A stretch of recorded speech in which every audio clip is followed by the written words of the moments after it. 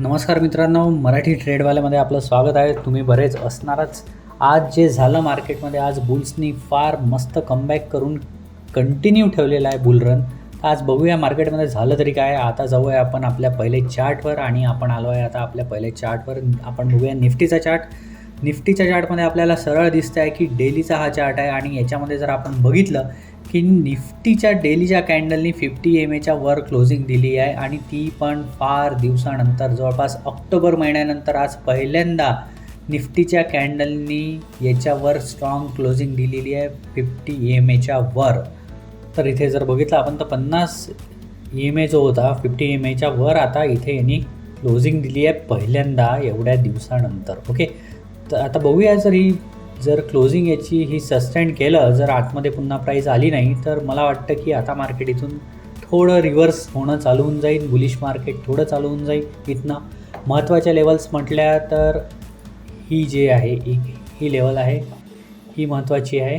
Okay, आणि त्याच्यावरच त्यांनी क्लोजिंग दिलेलं आहे. लेट्स सी काय होतं. तर आता आपण बघूया की ही जी गॅपअप झालेली आहे ही झालेली आहे आपली ही जी ब्ल्यू लाईन येत आहे, या ब्ल्यू लाईनच्या वर हे गॅपअप झालेलं आहे. फार दिवसाची ही ट्रेंड लाईन आहे. ती ट्रेंड लाईन यांनी ब्रेकआउट केलेली आहे. आता याला नेक्स्ट रेजिस्टन्स जो आहे हा एक तर ही जी ट्रेंड लाईन आहे हिचा आहे, जो की आहे 23,300चा.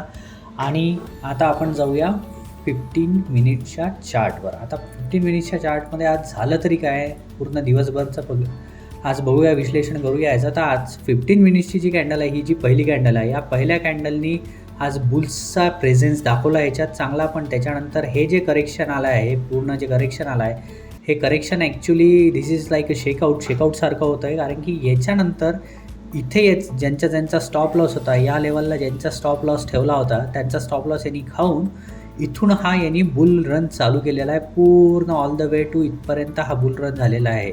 तुम्ही जर बघाल हा बुल रन इथपर्यंत झालेला आहे याचा. आणि या ज्या बुलिश एनगल्फिंग कॅन्डलनंतरच कळलं होतं की याच्यामध्ये एखादी मोठी मुवमेंट येणार आहे.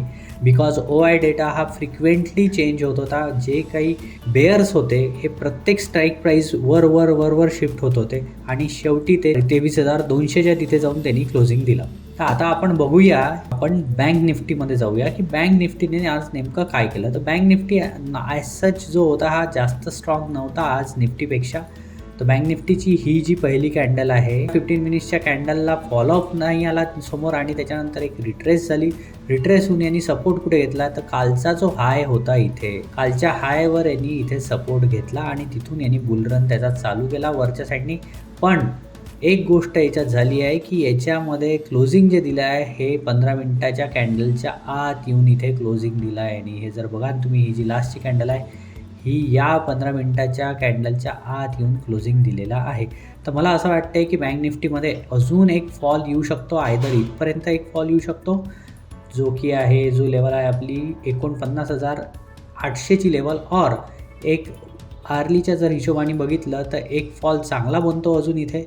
जवळपास हा जो फॉल आहे, मला असं वाटतं हा इथपर्यंत एक फॉल बनू शकतो, जो की आहे 49,600ची लेवल. ओके, लेट्स सी काय होतं. तर पण आता आज जे झालेलं आहे त्याच्यामध्ये मॅक्झिमम जी खरीदारी झालेली आहे याच्यामध्ये केलेली आहे FISनी आज जवळपास 3,200 करोडची खरीदारी केलेली आहे. आणि DISनी आज विकलेला आहे जवळपास 6,000 समथिंग करोडचं विकलेलं आहे. लेट्स सी की काय होतं. कारण की जर मार्केटला वर जायचं असेल तर FISनी कंटिन्यू खरीदारी केली पाहिजे, तरच मार्केट आपलं वर जाऊ शकतं. ओके, कारण की जर बघाल तर तसं बघितलं की FIS जे आहे हे फार दिवसानंतर आलेले आहे. मी थोड्या वेळात तुम्हाला FISचा पण डेटा दाखवतो. कारण की FIS जे आहे हे जवळपास ऑक्टोबरनंतर आता हळूहळू ते खरेदी करायला लागले आहे. कारण की 18 तारखेला पण खरेदी केली आणि आजची जी खरेदी आणि 18 तारखेची जी खरेदी आहे याच्यामध्ये ऑलमोस्ट डबलचा फरक आहे. त्या दिवशी 18 तारखेला म्हणजे परवाच्या दिवशी याच्यात खरेदी झाली होती जवळपास 1,400 करोडची आणि आज झाली आहे 3,200 करोडची. तर लेट्स सी गाईज काय होतं. तर आता आपण बघूया की OI डेटा काय करत आहे. OI डेटा मी तुम्हाला एकदम शॉर्टमध्ये सांगेल की OI डेटा ॲक्च्युली कसा रीड करायचा तो. चला जाऊया आपण OI डेटाच्या साईटवर. तर गाईज आपण आलो आहे सेन्सिबुलवर. सेन्सिबुलवर तुम्हाला माहीत आहे की सेन्सिबुल हे जी साईट आहे याच्यावर आपल्याला ग्राफमध्ये ओ आय डेटा दिसतो आणि हा सेम ओ आय डेटा तुम्हाला निफ्टीच्या साईटवर पण दिसणार, पण निफ्टीच्या साईटवर तुम्हाला तो ग्राफमध्ये नाही दिसत. तो रीड करायला फार जणांची एक्सपर्टीज नसते आणि हे सोप्या सरळ याच्यात आपल्याला इथे समजतं की रेड जे आहे बेअर्स आहे आणि ग्रीन जे आहे बुल्स आहे.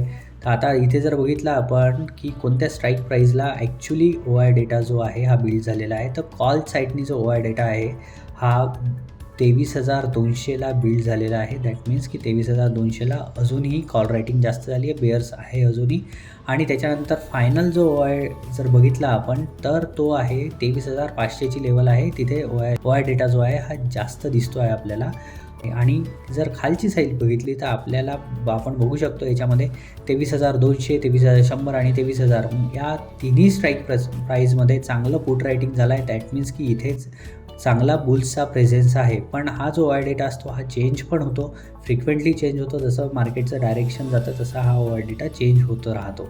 तर आता हा तर झाला ओ आय डेटा. लेट्स सी आता ह्या निफ्टीमध्ये आणि हे जे आपण बघितलं आहे हे आहे पुढच्या एक्सपायरीचं. ओके गाईज, आता आपण बघूया की बँक निफ्टीचा ओ आय डेटा काय म्हणतो आपल्याला. बँक निफ्टी जी आहे ही 27 मार्चची एक्सपायरी आहे. तर बँक निफ्टीमध्ये तुम्ही जर पाहाल गाईज याच्यामध्ये 50,000ला पुट रायटिंग चांगलीच झालेली आहे.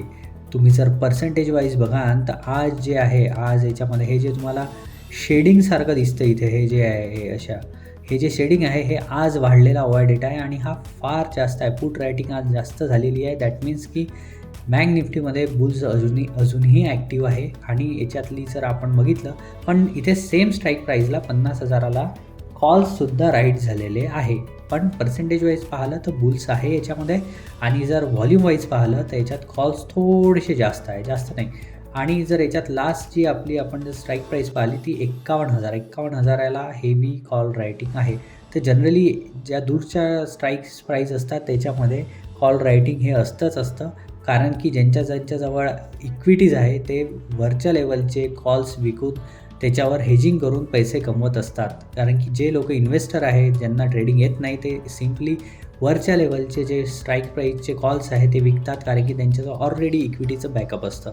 तर हा तर झाला ओ आय डेटा. आता आपण बघूया आपला FIS आणि DIचा डेटा काय म्हणतो ते. तर काहीच आपण आलेलो आहे आता सध्या मनी कंट्रोलवर आपण बघतो आहे आता FIS आणि DIचा डेटा. तर FISचा जो डेटा बघितला आहे याच्यामध्ये इथे बघा आता तुम्ही जवळपास जो FISचा डेटा आहे त्याच्यामध्ये फार दिवसांपासून हे सेलिंगच करत होते आणि 18 तारखेला यांनी बाईंग केलं आणि जी आजची बाईंग आहे ही 18 तारखेपेक्षा ऑलमोस्ट डबलची बाईंग आहे गेलेली इथे. ओके, आणि त्याच्यानंतर जर बघितलं की आपले जे डोमेस्टिक इन्व्हेस्टर आहे जे इथे बाय करत होते त्यांनी आज इथे सेल केला आहे. 3,000चा यांनी सेल केला आहे, 3,100 करोडचा यांनी सेल केलेला आहे आणि 3,200 करोडचा FISनी बाय केलेला आहे. जर ही बाईंग कंटिन्यू राहिली तर आपलं मार्केट अजून वर जाण्याचे चान्सेस आहे.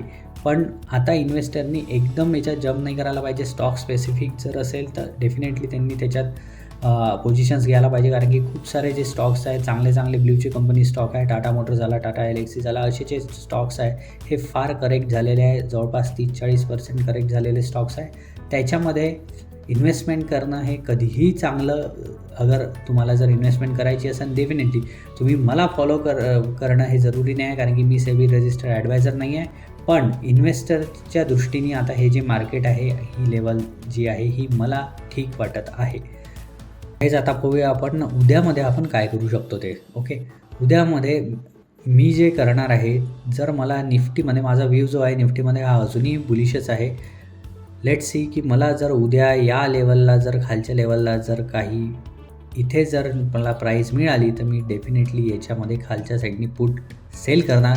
आणि पुट सेल करण्याचं कारण असं कारण की ओ आय डेटा हा फेवरमध्ये आहे माझ्या. ओ आय डेटाच्या अगेन्स्ट जर गेलं तर तुमचं नुकसान होऊ शकतं, कारण की जे रायटिंग्स करणारे आहे मोठे प्लेयर आहे आणि आपण फक्त त्यांच्या मागे जर राहिलं तर आपला फायदा होणार. आपण आपल्या ओ आय डेटाला निग्लेक्ट करून आपल्या मनाने अपोजिट साईडने जर ट्रेड घेतला तर डेफिनेटली नुकसान होण्याचे चान्सेस आहे. मी फक्त निफ्टीमध्ये ट्रेड करतो, बँक निफ्टीमध्ये करत नाही, कारण की बँक निफ्टी हे भरपूर व्होलाटाईल इन्स्ट्रुमेंट आहे. त्याच्यापेक्षा जे नॉन व्होलाटाईल इन्स्ट्रुमेंट आहे त्याच्यामध्ये ट्रेड केलेला कधीही चांगला. तर उद्या जर मला या लेवलला भेटलं तर मी इथे डेफिनेटली एखादा पुट सेल करेल आणि जर मला आणखी खाली लेवल भेटली तर डेफिनेटली अजून मी इथे पण ही जर लेवल मला भेटली तर मी याच्यात माझा पुट सेल करण्याचा विचार आहे. तुम्ही तुमची ओन स्टडी करा, तुम्ही तुमच्या ॲडवायझरला विचारा. After that only you take the trade. Let's see उद्याच्या मार्केटमध्ये काय होतं. आजच्या व्हिडिओमध्ये इतकंच गाईज.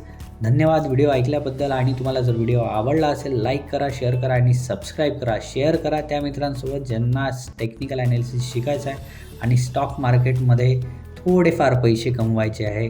जास्त लालच करायचा नाही. धन्यवाद.